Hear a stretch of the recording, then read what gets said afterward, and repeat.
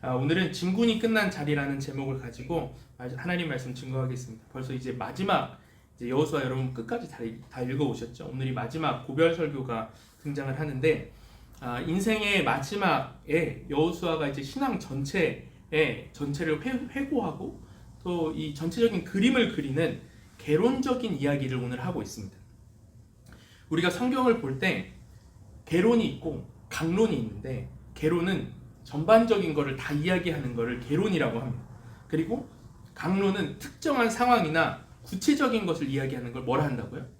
강론이라고 합니다. 그래서 지난주 설교가 그랬죠. 오해하고 오해를 받을 때 어떻게 해야 되나, 특정한 상황과 특정한 여건에서 어떻게 해야 되는지, 그게 강론입니다. 강론 속에도 우리가 복음을 발견할 수 있지만 개론, 이 전체적인 것, 내가 신앙을 어떻게 대처해 나아갈 것인가, 신앙적으로 살아가는 것이 무엇인가, 오늘 여호수아는 개론적인 이야기를 하고 있습니다. 그래서 오늘도 이 여호수아의 말씀을 통해서 우리의 신앙의 중요한 관점들을 어떻게 새롭게 하시는가, 여호수아는 오늘 신앙을 싸움이라는 키워드로 개괄을 하고 있는데, 이 싸움이라는 관점을 가지고 여호수아가 신앙을 어떻게 개론적으로 설명을 하고 있는지, 그것을 통해서 우리에게 어떤 말씀을 전하고 있는지를 함께 살펴보겠습니다. 세 가지로 나눠서 살펴볼 건데, 첫 번째 살필 것은 싸우는 힘입니다. 여호수아는 오늘 신앙의 여정 속에서 힘에 관한 관점을 제대로 보는 게 중요하다, 이렇게 이야기를 하고 있습니다. 싸움의 힘, 내가 살아갈 때, 신앙생활을 할 때 싸우는 힘이 어디서부터 나오는가, 어디서부터 나온다고 할 것 같아요? 푸르나 목사가 이야기하는데 싸우는 힘이 어디서부터 나온다고 할 것 같아요? 누구로부터 온다고 할 것 같아요? 그렇죠. 목사니까 당연히, 설교니까 하나님으로부터 온다 하겠죠. 하나님이 싸우신다. 여러분, 이거 너무 우리가 잘 알고 있는 말씀이잖아요. 그렇죠?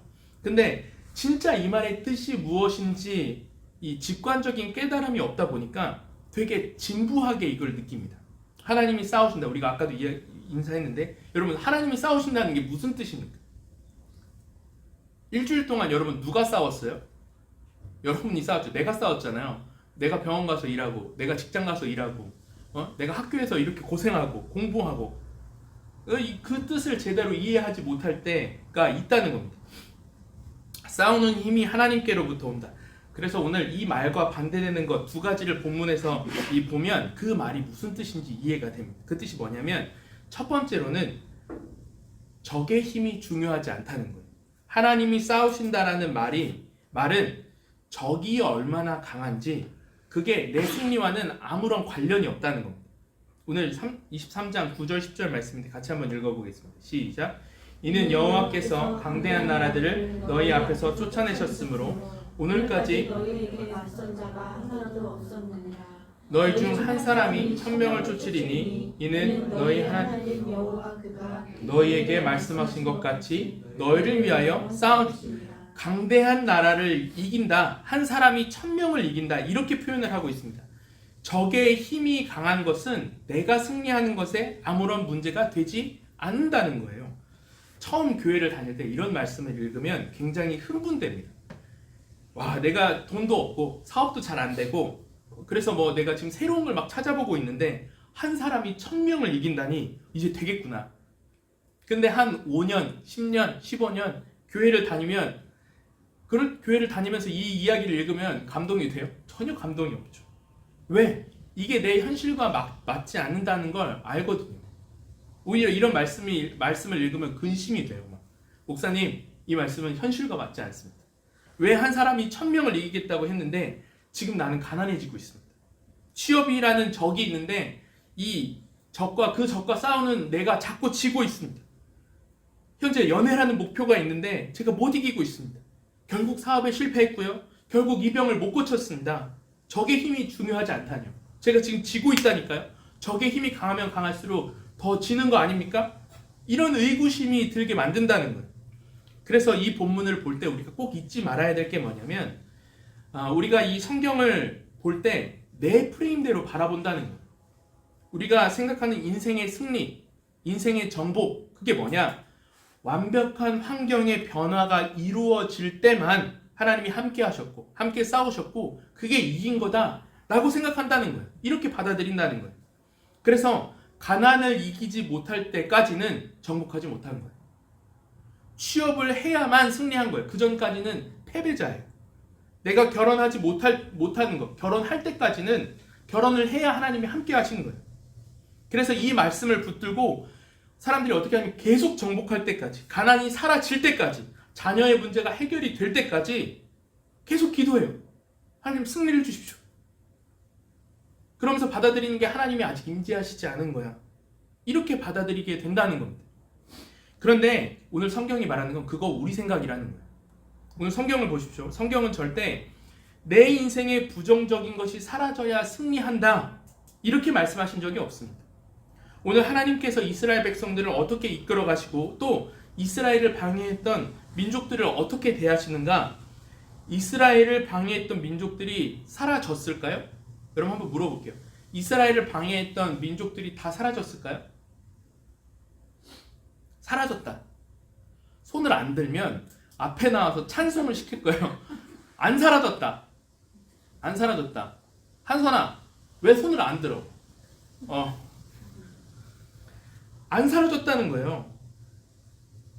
그대로 있었습니다. 하나님께서 이스라엘 민족을 방해했던 그 민족들을 온 지구상에서 쓸어버리셨더라, 멸절하였더라 이런 얘기가 없습니다. 하나님이 어떻게 하시냐? 그 땅에서 쫓겨가게 하십니다. 이렇게 말씀하세요. 오늘 5절 말씀인데 23장 함께 읽겠습니다. 시작. 너희의 하나님 여호와 그가 너희 앞에서 그들을 쫓아내사 너희 목전에서 그들을 떠나게 하시리니 너희 하나님 여호와께서 너희에게 말씀하신 대로 너희가 그 땅을 차지할 것이야. 쫓아내신다, 떠나게 하신다, 떠나게 하시겠다. 이 무슨 뜻이냐? 적용하면 그 적이 여전히 주변에 존재했다는 거예요. 그러나 그 존재가 내가 하나님 안에서 누리는 평안, 그 견고함, 그분이 내게 주시는 유익, 그분이 내게 주시는 그 인도함이 절대 방해받지 못하도록 내가 하나님 안에서 평안을 누릴 수 있도록 이 영역 밖으로 그들을 쫓아내신다는 거예요. 여전히 그 민족들이 주변에 있습니다. 여전히 그들이 존재해요. 여러분 우리도 마찬가지죠. 빚을 받으러 온 사람이 문 밖에 서 있어요. 여전히 직장을 가면 나를 괴롭히고 음해하려고 하고 내 성과를 어떻게든 빼앗아 가려고 하고 무너뜨리려고 하는 그 세력이 있다는 거예요.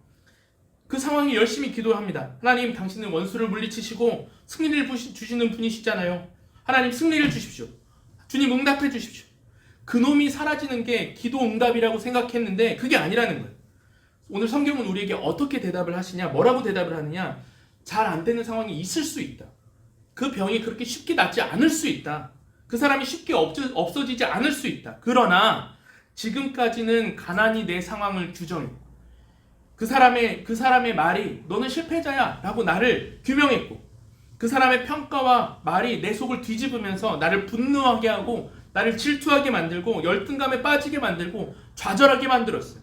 그것이 내 마음의 한 축이 되어서 중심축이 되어서 악으로 분노로 우울하고 막 내 기분을 막 끌고 다녔어요. 그런데 하나님이 내 삶에서 싸우신다, 하나님이 나와 함께 하신다, 이게 무슨 뜻이냐면 그 문제가 해결되기 이전에도 해결되지 않은 그 문제가 내 미래나 내 가치나 내 정체성을 절대 흔들지 못하고 내 안에서 하나님이 나를 붙드신다는 그 한 가지 사실 때문에 모든 두려움이 쫓겨나가게 만드신다는 거예요. 이게 하나님의 임재의 힘이고 이것이 지속적으로 우리를 살아가게 하고 싸우게 하는 힘이라는 겁니다. 그래서 이스라엘 백성 주변에 여전히 위협이 있었습니다. 그들이 다 없어지지 않았습니다. 그런데 오늘 성경은 그럼에도 불구하고 뭐라고 기록하고 있느냐? 하나님의 방법대로 하나님이 명하신 땅에 하나님의 지배 아래 살 때에 주변에 적들과 원수들이 있었지만 하나님이 쉬게 하셨다 이렇게 표현을 합니다. 1절 말씀인데 같이 한번 읽어보겠습니다. 시작. 여호와께서 주의 모든 원수들로부터 이스라엘을 쉬게 하신 지 오래되네. 이스라엘을 쉬게 하셨다는 거예요. 이게 하나님이 주시는 승리의 모습이라는 거예요. 이 프레임, 하나님 내가 내 환경이 변하면 하나님 나 승리한 거 아니에요. 이 프레임을 벗어나야 된다는 거예요. 오늘 여러분 오늘날 문화의 목소리가 우리에게 뭐라 그럴 거냐면 우리가 뭔가를 이루어야, 내가 뭔가를 이루는 것이 성취다 이렇게 얘기할 거예요. 그래서 신앙도 그렇게 받아들이게끔 만들어요. 하나님이 싸우신다는 게 뭐야? 적이 없어져야지. 이 프레임을 자꾸 우리에게 넣어주려고 한다는 거예요. 근데 전혀 그렇지 않다는 거예요. 제가 불치병이 하나 있습니다. 가까운 분들은 알 텐데 여러분 메니에르라고 혹시 들어보셨어요? 처음 들어보시죠? 뭐냐면 귀 안에 문제가 있는 거예요.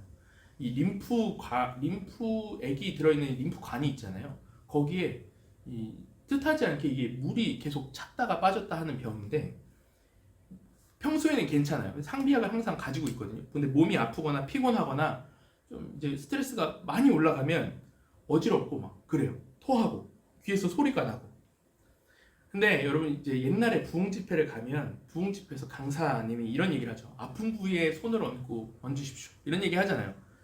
그러면 믿음으로 기도하면 낫습니다. 그러고 막 기도하잖아요. 그리고 다른 사람들은 병진 이제 아픈 곳에 손을 올려보십시오. 라고 하면 뭐 팔이나 뭐 가슴이나 뭐 이런 데다가 올리잖아요, 손을. 근데 저는 귀 안에 문제 있는 거니까 이걸 어떻게 할 수가 없잖아요. 이렇게 기도하면서 어디다 넣어야 되는지 애매하단 말이에요. 그래서 이제 기도하라고 하면 귀를 막 이렇게 살짝 만지기도 하고 막 이렇게 하기도 하고 했었는데 혹시 만지면 낫지 않을까? 아무리 기도해도 이 병이 해결되지 않았습니다. 꽤 오랜 시간을 기도했는데 하나님이 내 기도를 들어주시지 않고 응답하지 않는 것에 제 마음이 참 어려웠어요. 여러분 그 안에서 승리가 무엇이라고 생각하세요? 제 귀에 이 병이 낫는 거죠. 낫는 거잖아요. 이런 마음을 가지고 목사님을, 제가 섬겼던 목사님, 저를 가르치셨던 목사님을 찾아갔습니다. 그리고 그 목사님한테 질문했어요. 목사님, 정말 믿음으로 기도하면 무슨 병이든 다 나을까요? 그 목사님이 대답하는 거예요. 믿음으로 기도하면 낫지. 그러면서 이 목사님이 바울 이야기를 하는 겁니다. 고린도후서에 보면 구체적으로 어떤 병인지 모르겠지만 바울을 굉장히 괴롭혔던 병이 있었어요. 지병이 있었는데 몸에 심각한 문제와 손상이 있었습니다. 그래서 바울이 이걸 두고 3번이나 죄송해요. 저희 아들들이에요. 바울이 이걸 놓고 3번이나 간절히 기도를 합니다. 바울의 병이 여러분 나았을까요? 낫지 않았을까요? 안 나았어요.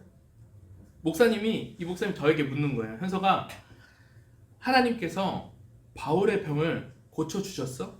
고쳐주지 않았습니다. 아니야, 고쳐주셨어. 그 병이 나았어. 이렇게 얘기를 하는 거예요. 아니요, 목사님 낫지 않았어요. 안 나았습니다. 근데 목사님이 아니야, 나았어. 이렇게 설명을 하시는데 말씀을 한번 찾아보고 이야기를 하면 고린도서 12장 7절부터 9절 말씀입니다. 같이 읽어볼게요. 시작. 여러 계시를 받은 것이 지극히 큰 거로 너무 자만하지 않게 하시려고 내 육체에 가시고 사탄의 사자를 주셨으니 이는 나를 쳐서 너무 자만하지 않게 하려 하시나 이것이 내게서 떠나가게 하기 위하여 내가 3번 주께 간구하였더니 나에게 이르시기를 내 은혜가 내게 족하도다. 이는 내 능력이 약한 데서 온전하여 그러므로 도리어 크게 기뻐함으로 나의 여러 약한 것들에 대하여 자랑하리니 이는 그리스도의 능력이 내게 머물게 하려.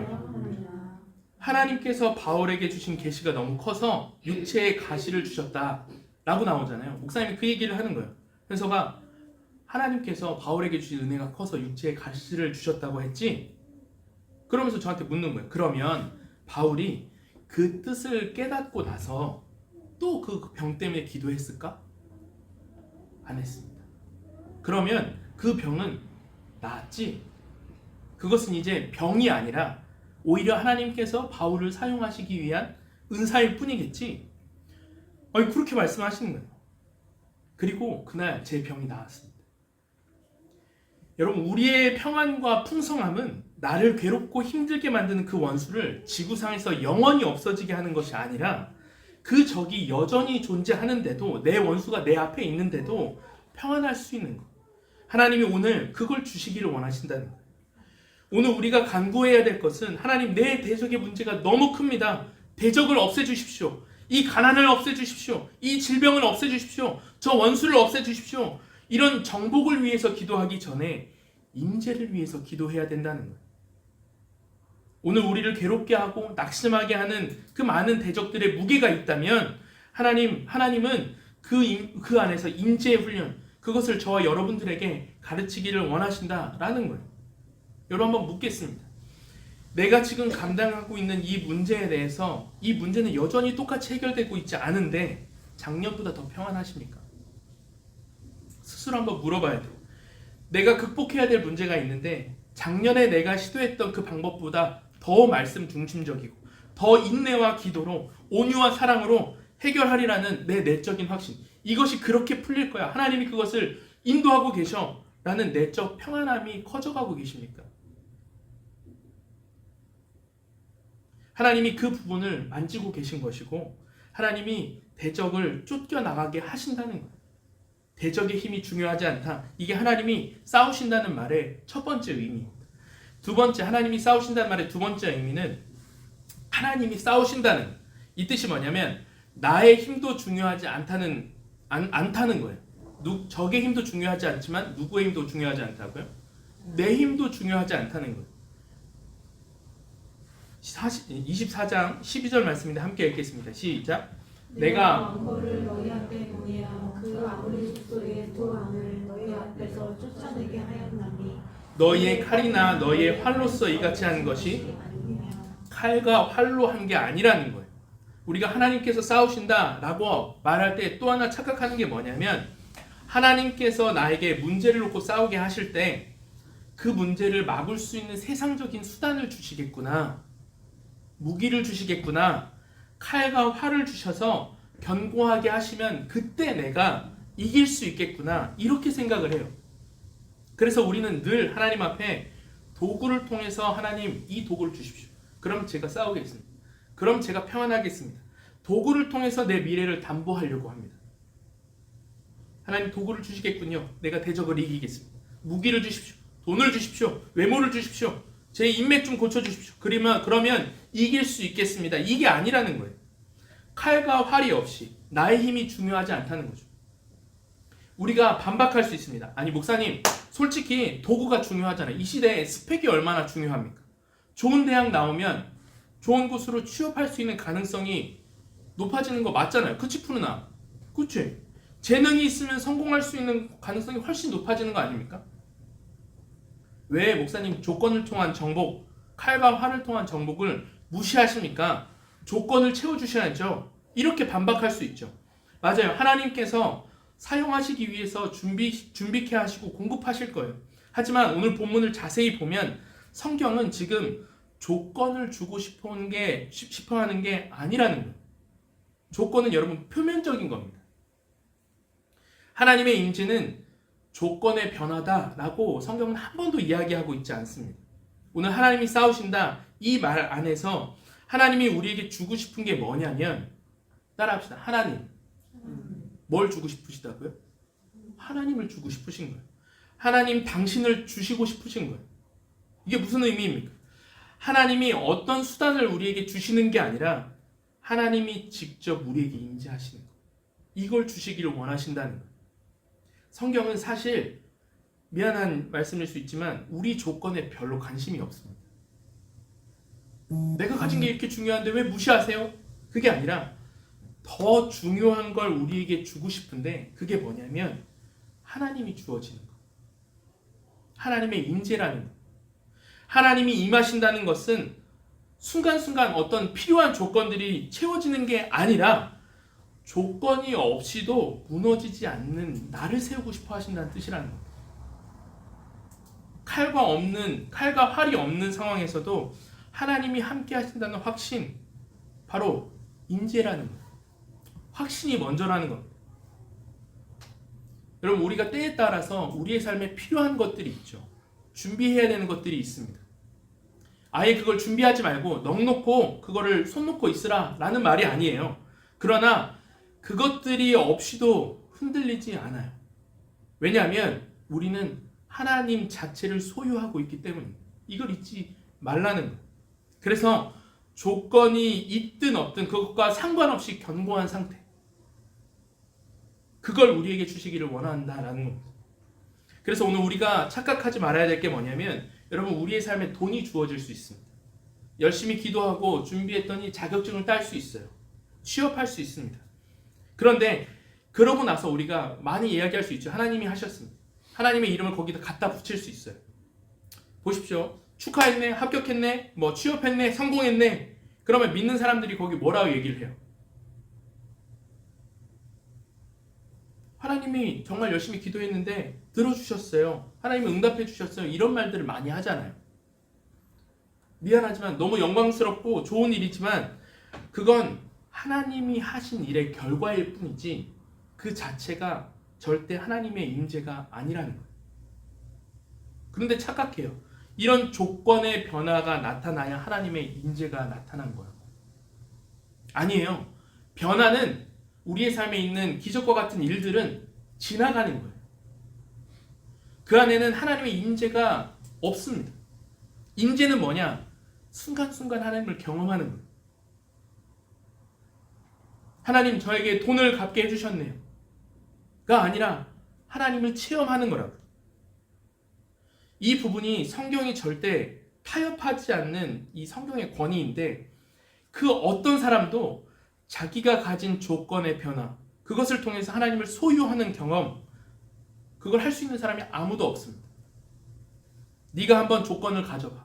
자격증 따봐. 돈 벌어봐. 그 조건, 그 어떤 조건을 가지고도 하나님이 주시는 평안, 하나님의 임재, 이 땅의 어떤 수단을 통해서도 너는 하나님을 경험하지 못할 거야. 그건 누가 주시는 거냐면 하나님이 주시는 거야. 이렇게 얘기한다는 거예요. 이게 임재의 특징이라는 겁니다. 조나단 에드워즈라는 이 신학자가 신앙 감정론에서 유명한 고전인데 이렇게 이야기를 했어요. 제가 가지고 왔는데 같이 한번 읽어보겠습니다. 시작. 하나님의 성령이 역사하시는 구원 사역을 통해 성도의 마음에서 일어나는 은혜의 역사와 은혜로운 감정 속에는 마음을 새롭게 하는 내적인 지각이나 감각이 있는데 이것은 그들이 거룩해지기 전에 그들이 마음으로 체험했던 어떤 것과도 그 성질 종류가 완전히 다른 것이다. 성령은 사람의 마음에 여러 방식으로 역사하시면서도 생명 없는 사물들을 대하시는 것처럼 성령님 스스로를 전달하지 않으실 수 있다. 성령님 스스로를 전달하지 않으실 수 있다. 이게 무섭다는 거예요. 무슨 말이냐? 성령님은 믿지 않는 사람에게도 그리고 교회를 대충 다니는 사람에게도 얼마든지 역사하실 수 있어요. 하나님이 하나님을 믿지 않는 자도 취업하게 하시고 돈을 벌게 하시고 성공하게 하신다는 거예요. 믿지 않는 사람도 사업을 열었더니 대박이 나게 하세요. 하나님께서 태양, 햇빛을 악인에게도 선인에게도 비추시고 비를 의로운 자와 불의한 자에게 함께 내리세요. 그러면 우리가 궁금하죠. 아니 믿지 않는 자도 저렇게 잘 풀릴 수 있고 불의한 방법으로도 저렇게 잘 살 수 있는데 굳이 내가 신앙을 가질 필요가 있습니까? 근데 진짜 무서운 거, 진짜 소중한 게 뭐냐면 마지막 구절이 뭐라고요? 성령님 스스로를 전달하지 않으실 수 있다는 무슨 뜻입니까? 기도 응답이 문제가 아니라 그분이 그분 자신을 내어주지 않으실 수 있다는 거예요. 그래서 오늘 본문의 핵심은 오히려 반대입니다. 활과 칼을 달라고? 너의 삶의 조건이 바뀌는 게 승리의 원동력이라고 생각하니? 칼과 활을 하나님께 받으면 그 칼로 뭔가 될 수 있을 거라고 생각하니? 수단이 먼저가 아니라 임재가 먼저야. 그래서 하나님의 사람들은 칼과 활이 없는데 임재를 확신하고 임재 속의 승리를 확신하고 시작을 합니다. 사람들이 볼 때 뭐가 없어요. 그런데 그냥 그렇게 가요. 채워지지 않는 상태로 인생의 길을 걸어갑니다. 그런데 그때 필요한 수단, 필요한 것들이 채워져 가요. 하나님께서 원하시는 순간에 필요한 것들을 공급해 가세요. 근데 또 반대로 그것에, 그 수단에 절대 집착하지 않아요. 시간이 지나갈수록 임재를 사모하는 사람들이 더 사모하게 되는 게 뭐냐면 하나님 돈을 주셨네요.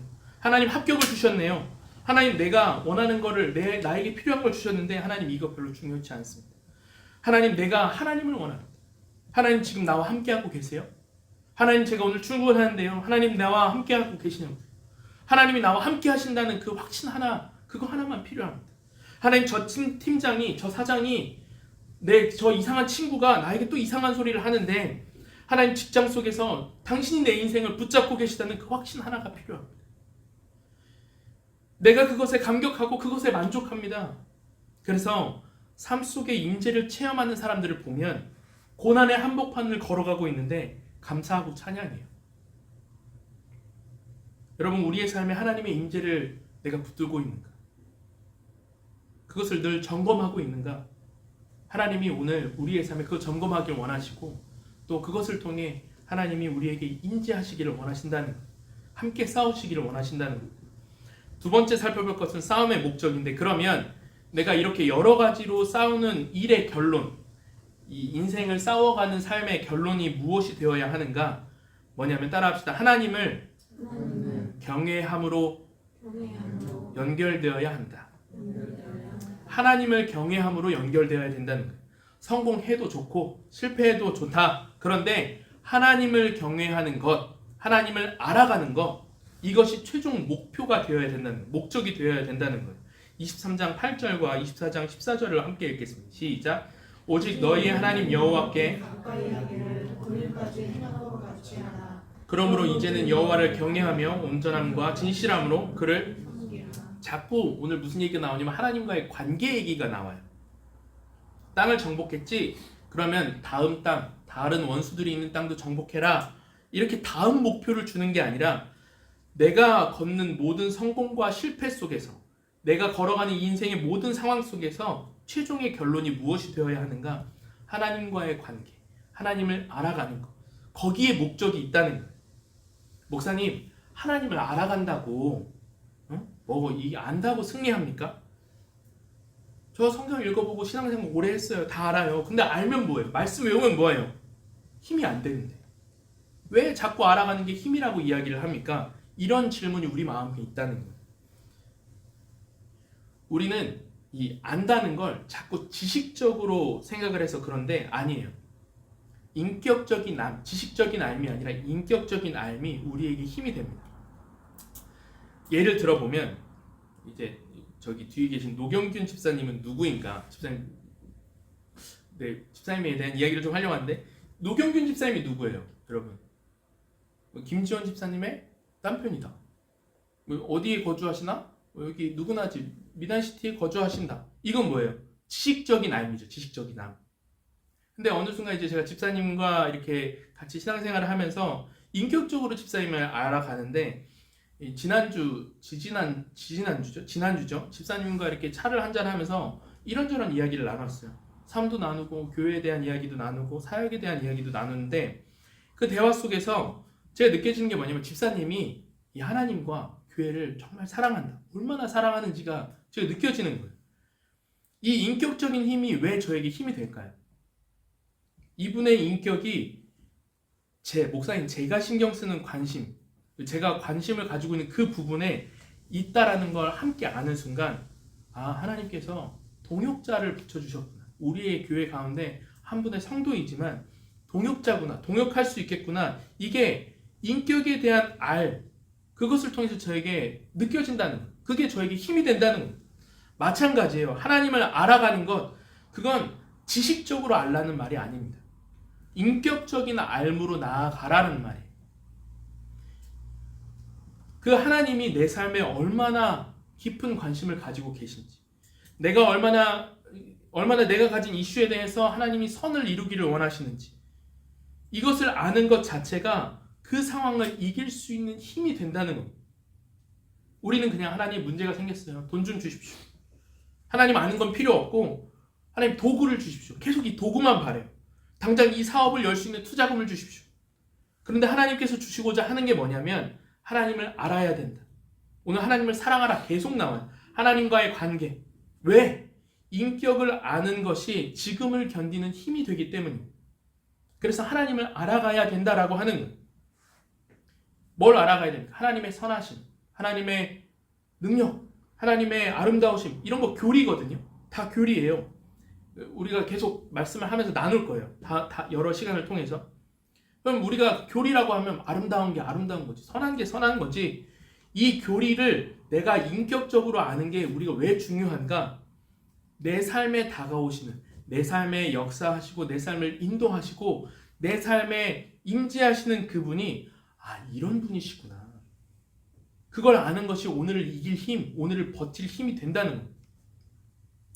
결혼을 해서 아이를 낳은 한 여성분이 있어요. 이 가정에 친하게 지냈던 또 한 가정이 있었습니다. 이 두 가정이 휴가도 같이 갈 만큼 친하게 지냈대요. 두 가정 모두 다 크리스천이었습니다. 그런데 크리스천이었던 이 여성의 남편이 친하게 지냈던 이 가정에 여자분과 외도를 하게 됩니다. 어이없는 상황이죠.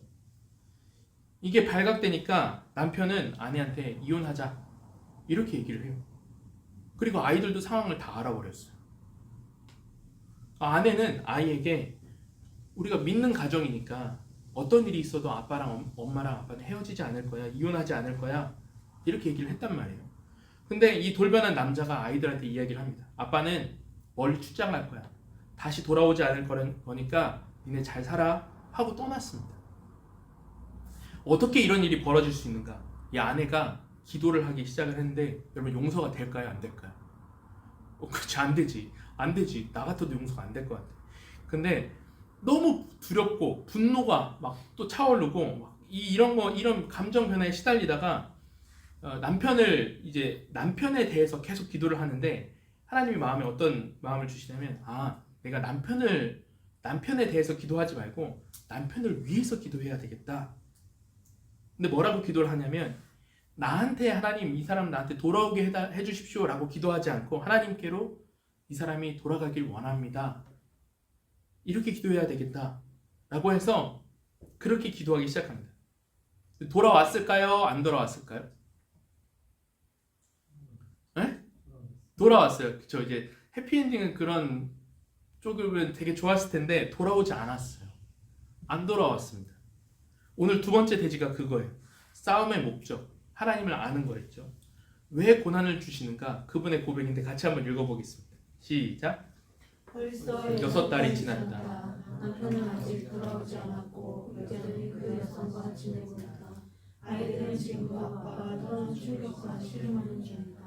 오해하고 화를 내고 혼란스러워하다가 절망한다. 집을 팔려고 금매로 내놓았다. 조만간 은행에서 담보권을 행사하겠지. 어디로 이사를 가야 할지 막막하기만 하다. 하지만 이렇게 공고한 가운데에서도 새로운 차원으로 하나님을 알아가고 있다. 조금 더 이게 도대체 무슨 말인가 조금 더 읽어보겠습니다. 시작. 지금까지 살면서 이렇다 할 비극을 겪어본 일이 없고 하나님을 진정으로 의지하지도 않았다. 이전에도 기도했고 주님의 역사를 지켜본 건 분명하지만 이번만큼은 아니었다. 하나님께 완전히 기대해야 할 그분께 몸과 마음을 다 맡기고 쉬어야 할 필요를 느낀 적이 없었다. 지금은 완전히 널브러진 나를 주님께서 업고 가신다. 그리고 그건 어마어마한 경험이다. 여성으로서 정체성과 가정이 송두리째 공격받는 이 참혹한 상황 속에서 어렴풋하지만 하나님이 무슨 일을 하고 계시는지 나와 우리 삶이 어떻게 달라질지 가늠할 수 있었다. 왠지 가슴이 뛴다. 이 참담한 사태를 헤쳐나가려는 생각에 가슴이 뛰다니 앞뒤가 안 맞아도 한참 이분이 하나님이 함께 하시니까 하나님을 알아가니까 여러분 인생이 잘 됐나요? 가정이 복을 누렸습니까? 아니요, 아주 골치 아프다고 최악이라고. 근데 뭐라고 고백을 해요? 아주 최악이고 짜증나 죽겠는데 하나님의 일하심을 알아가고 있다고요. 엄청 힘든데 동시에 감격과 기대가 있고 완전히 널브러진 상태인 나를 주님이 업고 가시는 체험. 이거 누가 할 수 있겠어요? 조건이 바뀌면 할 수 있나요? 그거 아니라는 거예요. 내 인생의 모든 싸움의 유일한 목적, 성공을 했든 실패를 했든 여호와를 아는 것, 인격적인 친밀함, 이게 내 인생의 유일한 구원이자 이것만이 어떤 문제가 와도 나를 살게 하고 나를 살리고 버티게 하는 힘이 된다는 겁니다. 하나님께서 우리의 소중한 인생을 여러분 쓸데없는 것을 알아가게 하는데 낭비하지 않으실 거예요. 하나님이 알게 하시는 것, 그분을 알아가게 하실 겁니다. 이게 바로 신앙인들이 가져야 할 싸움의 목적이라는 겁니다. 마지막 세 번째, 싸움의 보상입니다. 이렇게 하나님의 임재를 추구하면서 살면 도대체 내 미래는 누가 책임지는가? 이렇게 고난받다 끝나는 거 아니야? 하나님의 인도하심은 내가 직접 싸워서 성도들의 삶은 내가 직접 싸우는 것이 아니라 하나님 안에서 내가 거할 때 하나님은 나를 위해 직접 싸우신 하나님의 은혜를 내게 주신다. 이런 이야기를 하고 계십니다. 여호수아 24장 13절인데 같이 한번 읽어보겠습니다. 시작. 내가 또 너희가 수고하지 아니한 땅과 너희가 건설하지 아니한 성읍들을 너희에게 주었더니 너희가 그 가운데 거주하며 너희는 또 너희가 심지 아니한 포도원과 감람원의 열매를 먹는다 하셨느니라. 하나님을 섬기는 사람들이 받는 보상의 구조를 잘 알아야 하는데, 이해해야 되는데, 내가 대적을 상대해서 내가 원하는 것을 직접 싸워서 내가 취하는 게 아니라 하나님의 임재를 추구하고 그 안에서 그 방식대로 싸워갈 때, 그 방식대로 행할 때 자연스럽게 대적이 물러가는 거, 내가 싸우지 않는 거. 평생 이것만 하면서 살면 내가 그거 이루지 못할 줄 알았는데 하나님이 나를 위해서 대신 싸워주시는 거, 그것을 내게 필요한 그것을 하나님이 미리 그때 준비하고 그것을 주시기를 원하신다는 거. 목사님, 내 주변의 사람들을 보면요, 하나님 안 믿어도요 자기가 직접 추구하고 원하는 일을 했을 때 탁탁탁 잘 이루어지던데요. 돈도 벌고 잘 살고 땅도 많고 하나님의 임재를 추구하는 게 도대체 무슨 의미가 있습니까? 여러분, 맞아요. 예수님을 안 믿어도, 하나님을 안 믿어도 하나님은 역사하신다니까요. 아까 말씀드렸죠. 하나님은 여러 방식으로 그들에게 역사하시고 또 성공을 주십니다. 그걸 교리로 뭐라 하냐면 일반 은혜라고 해요. 뭐라 한다고요? 일반 은혜, common grace라고 합니다. 마태복음 5장 45절 말씀인데 같이 한번 읽어보겠습니다. 시작. 이는 하나님이 그 해를 선인에게 주시며 이를 의로운 자와 불의한 자에게 내려주시니라. 우리가 이걸 잘 이해해야 돼. common grace. 하나님을 안 믿는데 왜 성공해요? 아니에요, 여러분. 성공해요. common grace. 믿는 자, 믿지 않는 자 상관없이 모두에게 주시는 은혜, 일반 은혜가 있습니다. 그럼 우리의 마음에 드는 질문이 이거죠. 아니, common grace를, 일반 은혜를 다 주시는데 그럼 우리에게 임재가 왜 필요합니까? 그럼 나도 직접 내 이익을 추구하고 살면 되는 거 아닙니까? 뭐 하러 이렇게 한 바퀴를 돌게 하십니까? 이게 우리 마음에 있잖아요. 이 일반 은혜의 교리가 가지고 있는 한계점이 뭐냐면, 여러분 기억하십시오. 일반 은혜는 사람을 구원하지 못합니다. 무슨 뜻이에요?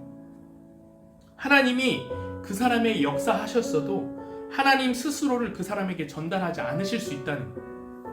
일반 은혜는 거기까지입니다. 성공도 주세요. 건강도 주세요. 근데 일반 은혜는 하나님을 전달하지 않으십니다. 하나님이 임재하지 않으세요. 하나님의 임재를 소유하지 못한 사람이 마지막으로 경험하는 결과가 무엇인가? 일반 은혜마저 끊어지는 것. 그게 인간의 죽음입니다. 일반 은혜는 죽음을 이길 수 없어요. 23장 16절 말씀인데 이렇게 되어 있습니다. 만일 너희가 너희 하나님 여호와께서 너희에게 명령하신 언약을 범하고 다 가서 다른 신을 섬겨 그들에게 절하면 여호와의 진노가 너희에게 미치리니 너희에게 주신 아름다운 땅에서 너희가 속히 멸망하여. 너희가 그 땅에 들어가서 살 수 있어. 그런데 일반 은혜를 거부하면, 일반 은혜만 취한 자의 채움, 거기에서 속히 멸망하여. 하나님을 거부한 것을 죄라고 하는데, 하나님을 거부해도 저와 여러분에게 하나님이 일반 은혜를 베푸실 수 있지만 죄가 있는 곳에는 하나님은 당신을 내어주실 수가 없어요. 이게 일반 은혜의 한계예요. 그래서 이 말씀은 이때 이스라엘 백성들뿐만 아니라 오늘 우리에게도 적용되는 것이고, 일반 은혜는 지금 우리 모두에게 뿐만 아니라 이 땅을 살아가는 모든 사람에게 하나님의 뜻을 따라 다 흐릅니다. 하지만 하나님이 우리에게 당신을 충분히 내어주시지 않아요. 우리가 일반 은혜를 누렸어도 이 땅에서 잘 먹고 잘 살아도 우리는 일반 은혜의 끝, 일반 은혜가 마저 없어지는 것, 하나님을 소유하지 못한 자가 경험하는 것, 영원히 죽음을 맞이할 수밖에 없다는 것. 하나님이 이 상황에 어떻게 하셨는가? 하나님이 우리에게 자신을 내어주시는 방법은 딱 한 가지였어요. 죄가 있는 곳에 하나님을 내어주실 수 없다고 그랬죠. 하나님은 그래서 자신을 내어주실 때 죄도 해결하면서 자신을 내어주시는 방법밖에 없었어요. 그게 무엇입니까? 우리에게 한 사람을 내어주는, 예수님을 우리에게 내어주시는 것이었다는 겁니다. 하나님이 그냥 하나님을 주실 수 있는데 왜 이 땅에 오셨는가? 죄의 문제도 해결하셔야 됐기 때문에. 그래서 예수님은 직접 인간이 되셔서 십자가에서 죽으시고 부활하셨습니다. 가장 어려운 싸움, 죽음을 이겨야 하는 싸움을 우리 대신 직접 싸워주신 거예요. 그래서 죄를 이기시고 우리가 죽음 앞에 패배할 운명을 주님께서 바꾸시고 나에게 죽음을 넘어서 하나님을 소유할 수 있도록 해주셨습니다. 그걸 우리가 뭐라고 그러냐면 구원의 은혜라고, 세이빙 그레이스라고. 하나님을 소유한 자에게 이걸 주신다는 거예요. 그래서 일반 은혜가 끊어져서 내가 당해야 될 그 현장을 예수님께서 대신 경험하면서 십자가에서 이렇게 고백을 하십니다. 마가복음 15장 34절입니다. 같이 읽겠습니다. 예수께서 크게 소리 지르시되 엘리 엘리 라마 사박다니 하시니 이를 번역하면 나의 하나님 어찌하여 나를 버리셨나이까 하는 뜻이에요. 예수님은 하나님을 안 버렸거든요. 근데 지금 뭐라 말씀하세요? 하나님 나를 왜 버리십니까? 지금 이렇게 말씀하시잖아요. 누가 버린 거예요? 내가 버린 거예요. 우리가 버린 겁니다. 하나님의 일반 은혜만 취하고 내가 하나님을 거부할 때 하나님 도구를 주십시오. 하나님 나에게 돈을 주십시오. 내 조건을 주십시오. 그것만 구하다가 멸망해야 돼. 하나님 어찌하여 나를 버리셨어? 나의 고백이었는데 하나님께서 우리에게 당신을 직접 내어주시기 위해 구원의 은혜도 주시기 위해서 예수님께서 이 땅에 오셨다는 겁니다. 이 예수님을 볼 때만 우리가 알 수 있어요. 난 지금까지 이해가 되지 않으면 내가 원치 않는 고난이 오면 하나님 별로 도움 주시지 않는 분이네. 하나님 똑같이 이거 하나님 없는 분이네. 하나님 안 믿어도 다 잘 되네. 이렇게 생각했어요.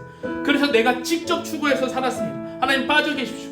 내가 내 목표 추구하면서 살겠습니다. 나 이렇게 사는 게 편합니다. 그러나 하나님은 하나님의 존재를 대적한 나에게 대신 찾아오셔서 구원의 은혜까지 주시기를 원하셨구나. 내가 싸워서 얻는 것은 일반 은혜일 뿐이지만 그분을 믿을 때 받는 것, 구원의 은혜까지도 내게 주시기를 원하시는 거예요. 그분이 예비하신 구원의 은혜 때문에 내가 영생을 얻게 되었다는 걸 알았다면 그걸 깨달은 사람만이 이제 천국 가기 전에도 이해가 된다는 거예요. 나의 삶의 방식이 바뀝니다. 어떻게 바뀌어요?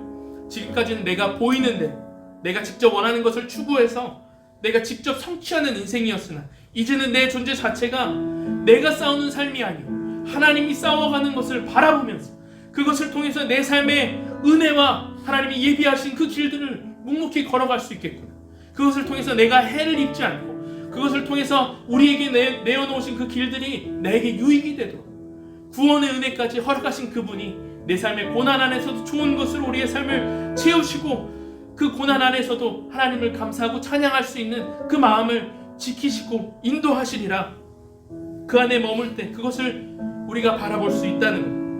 오늘 조건을 통해서 환경의 변화를 하나님의 임재다라고 바라보게 하는 그 시선과 그 이 시대의 문화의 말들을 떠나서 그분을 소유함으로 그분의 임재를 갈망하고 그것을 점검하고 오늘 우리의 삶에 하나님 나와 함께 계시죠. 내가 그 구원의 은혜를 오늘도 누리기를 원합니다.